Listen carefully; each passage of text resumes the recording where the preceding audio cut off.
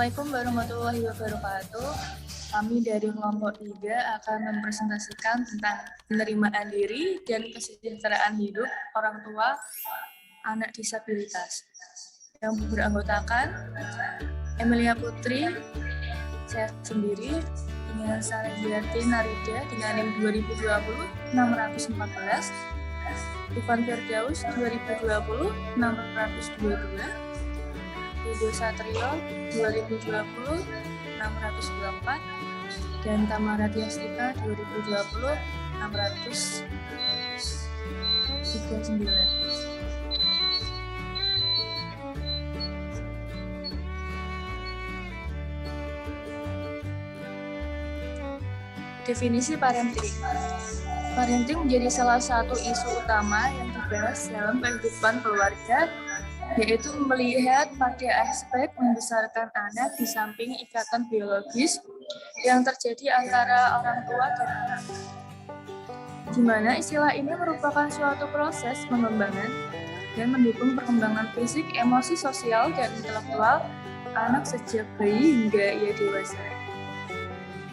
Parenting menyangkut semua perilaku orang tua sehari-hari, baik yang berhubungan langsung dengan anak maupun tidak, yang dapat ditangkap maupun dilihat oleh anak-anaknya, dengan harapan apa yang diberikan kepada anak akan berdampak positif bagi kehidupannya, terutama bagi agama, diri, bangsa, dan juga negara. Selanjutnya akan dipresentasikan oleh rekan saya.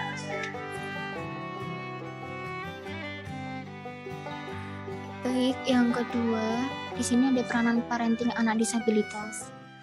Peran orang tua dalam mendidik dan mengasuh anak sangatlah penting dalam mengembangkan potensi anak. Orang itulah yang bertugas dan mendidik. Dalam hal ini, baik potensi psikomotor, kognitif maupun potensi afektif. Di samping itu, orang tua juga harus memelihara keselamiah, mulai dari memberi makan dan penghidupan yang layak, dan memiliki tanggung jawab untuk mendidik, mengasuh dan membimbing anak-anaknya untuk mencapai tahapan tertentu yang menghantarkan anak untuk siap dalam kehidupan bermasyarakat. Pengasuhan yang baik akan menghasilkan dengan disabilitas Pengasuhan yang baik akan menghasilkan anak dengan disabilitas dapat memenuhi kebutuhan dan mendapatkan hak mereka sehingga dapat berfungsi secara sosial. Perlunya edukasi akan fungsi keluarga yang memang harus dipenuhi, yaitu afeksi, keamanan, identitas, afiliasi, sosialisasi, kontrol harus diberikan orang tua kepada anak penyandang disabilitas. Pelayanan sosial bagi keluarga juga dapat diterapkan, diadakan misalnya dengan pelayanan konseling keluarga, family life education, dan parent support group dapat dilakukan oleh pekerja sosial dalam memberdayakan orang tua serta anak dengan disabilitas.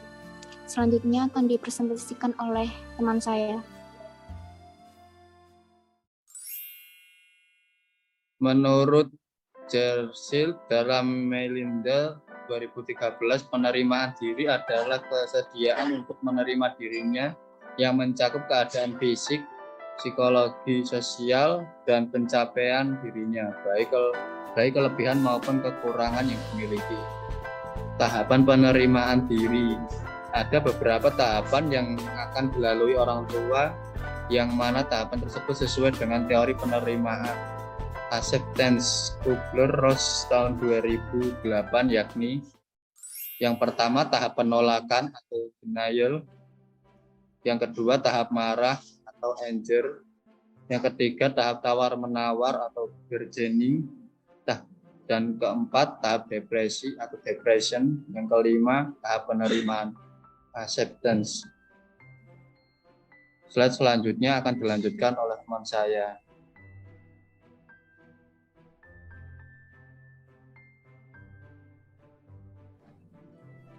Yang selanjutnya yaitu aspek-aspek penerimaan diri. Yang pertama, perasaan sederajat.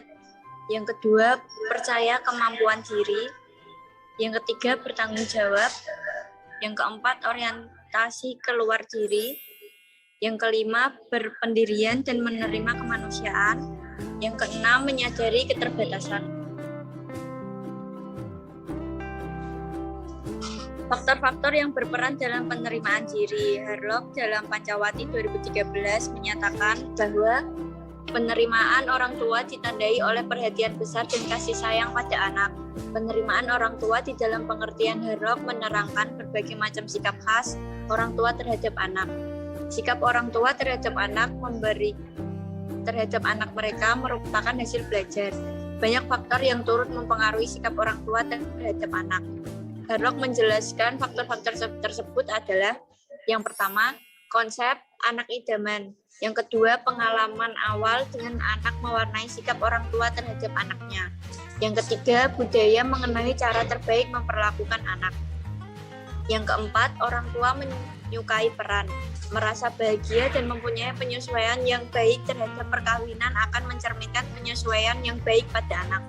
Yang kelima, apabila orang tua merasa mampu berperan sebagai orang tua, sikap mereka terhadap anak dan perilakunya lebih baik dibandingkan sikap mereka yang merasa kurang mampu dan ragu-ragu. Yang keenam, kemampuan dan kemauan untuk menyesuaikan diri. Dan yang terakhir yaitu alasan memiliki anak. Selanjutnya akan dilanjutkan oleh teman saya. Kesejahteraan orang tua anak disabilitas. Resiliensi memiliki peran penting dalam keberhasilan orang tua yang memiliki anak disabilitas intelektual untuk menumbuhkan kesejahteraan psikologis. Ketika orang tua dihadapkan dengan kondisi penuh tekanan yang bersumber dari anaknya yang mengalami disabilitas intelektual sedang, maka resiliensi dapat mempermudah orang tua untuk menerima dan bersikap baik. Sikap positif seperti optimis, empati, adanya penerimaan hubungan positif dengan orang lain ditunjukkan oleh orang tua dalam melihat kenyataan hidup yang dialaminya saat ini. Maka terbentuklah kondisi psikologis yang positif yang membawa kesejahteraan psikologis pada orang tua. Keluarga yang memiliki anak berkebutuhan khusus akan melalui proses tertentu yang memungkinkan keluarga tersebut bertahan dan beradaptasi sehingga menjadi keluarga yang resilient. Sekian dari kelompok kami. Apabila ada kesalahan mohon dimaafkan. Wassalamualaikum warahmatullahi wabarakatuh. Waalaikumsalam warahmatullahi wabarakatuh.